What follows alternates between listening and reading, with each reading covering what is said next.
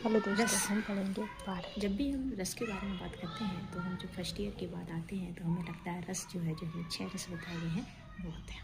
लेकिन करें वास्तव में रसशास्त्र में जो रस बताए गए हैं वो 6 रस ना हो करके, कटु अम्ल जो है वो ना हो करके, यहाँ पर जो रस है उसे हम पारद कहते हैं। पारद मरकरी। तो हम यहाँ पे जो वर्णन करने वाले हैं वो पारद का वर्णन करने वाले हैं। सबसे पहले हम इसका परमाणु क्रमांक देखते हैं कि जो मरकरी होता है उसका परमाणु क्रमांक कितना होता है, 80 होता है। इसका जो कथनांक होता है, इंग्लिश में बोलूँ तो बॉइलिंग पॉइंट होता है, वो होता है 356.7 डिग्री सेल्सियस। और इसका जो मेल्टिंग पॉइंट होता है वो होता है माइनस का 38.89 डिग्री सेल्सियस।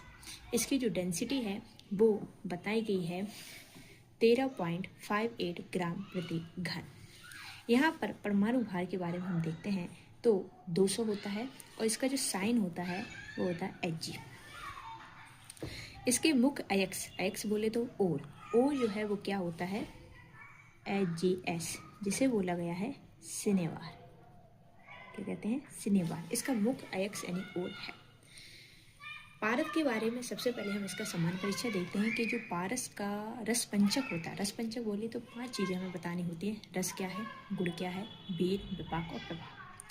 पारद षड रस होता है यानी सारे रस पाए जाते हैं। गुण में स्निग्ध और गुरु होता है। वीर इसका उष्ण होता है। मधुर विपाक होता है। प्रभाव त्रिदोषहर यानी तीनों दोषों को हरने वाला, वात पित्त कफ तीनों दोषों को हरने वाला और योगवाही होता है। ठीक है। इसके जो पर्याय हैं वो कौन कौन से होते हैं, तो हम सब जानते हैं कि जो शिवजी हैं, शिवजी के वीर से इसकी उत्पत्ति हुई थी। शिवजी के वीर से इसकी उत्पत्ति हुई थी, तो शिव बीज कहा गया।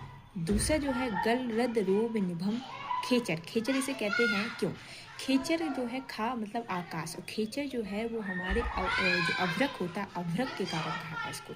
शिववीर, रसेंद्र, सभी जो हमारे होते हैं, जो कह सकते हैं कि जितने भी रस, महारस, धातु, उन सब में कैसा होता है, प्रभावशील होने के कारण इसे रसिंद कहा जाता है। लोकनाथ, जितने भी देवी देवता वाले जो भी हमारे पर्याय होंगे सभी के सभी रस के पर्याय बोले गए हैं।